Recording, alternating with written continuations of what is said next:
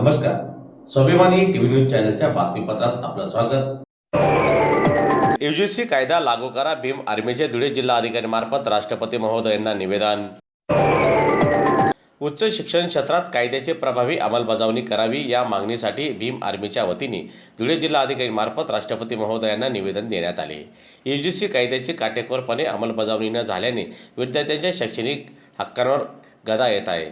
देशभरातील महाविद्यालये व विद्यापीठांमध्ये समान शैक्षणिक दर्जा, पारदर्शक भरती प्रक्रिया व विद्यार्थ्यांच्या सुविधांसाठी यूजीसी कायदा तातडीने लागू करावा अशी मागणी निवेदनाद्वारे करण्यात आलेली असून शिक्षण क्षेत्रातील अनियमितता दूर करून गुणवत्तापूर्ण शिक्षणाची हमी द्यावी, अन्यथा तीव्र स्वरूपाचे आंदोलन छेडण्यात येईल असा इशारा आज भीम आर्मीच्या पदाधिकाऱ्यांनी दिलेला आहे.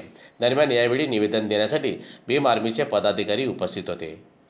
विद्यालयांमध्ये जो SC ST OBCवर जातीच्या नावाने जो भेदभाव केला जातो, टॉर्चर केलं जातं, मेडिकल इंजिनिअरिंगच्या कॉलेजमध्ये केंद्रीय विद्यालयांमध्ये, तर त्या विरोधात यूजी ॲक्ट एक संयमून तो लागू केला. परंतु काही जातीवादी मनुवादींनी तो ॲक्टच्या भागाच्या माध्यमातून कोर्टावर आमचा पहिल्यापासून आरोप आहे ॲडव्होकेट चंद्रशेखर आझाद व भीम आर्मी आझाद समाज पार्टीचा की कॉलेजियन सिस्टम बंद व्हायला पाहिजे. या कॉलेजियन सिस्टमने सगळे वर्ग स्थित असल्यामुळे CJ शर्मा यांना अजून ॲड केलं. EW प्रायव्हेट मंजूर केला.